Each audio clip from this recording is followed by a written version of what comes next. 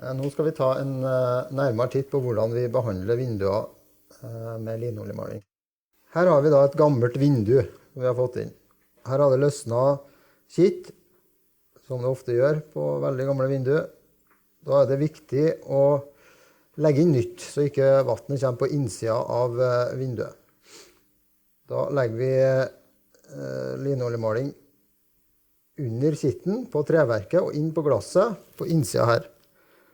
Så får du en hinne som ligger omtrent her. Så bruker vi en sånn spakkel eller en kittkniv og legger inn kitten her, sånn som det er gjort her. Drar bortover sånn, så får du en fin rett linje. Når du da skal male vinduet, så er det viktig å bruke en pensel som er, vi bruker ofte en som er spisset, så det er mye enklere å få til sprossene imellom vinduene her. Da maler vi litt inn på vinduet, akkurat som vi gjorde med grunninga.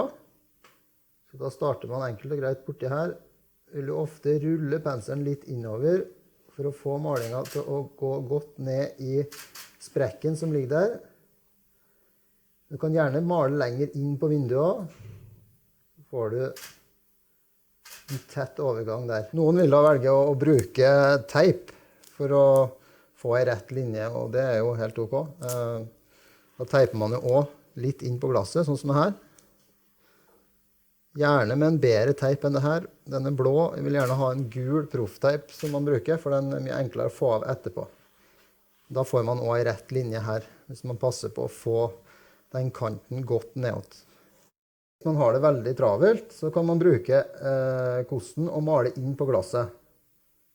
Og få med på samme måte alt sammen, men det går jo selvsagt mye fortere. Da, når det her er tørt, så bruker vi en spakkelspade og en glasskrape.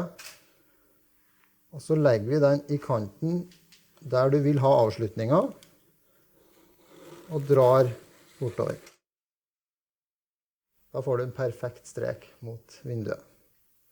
Vi maler jo som regel etter hvor mange strøk man trenger, og det ser man når malingen blir heldekkende, så er det da er det bra.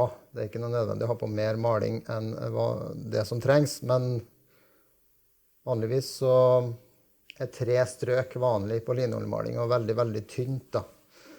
Nå er det jo her ganske tjukt, så da er det lurt å dra det ut godt, så vi får spredt malingen utover, at det trekker inn i underlaget.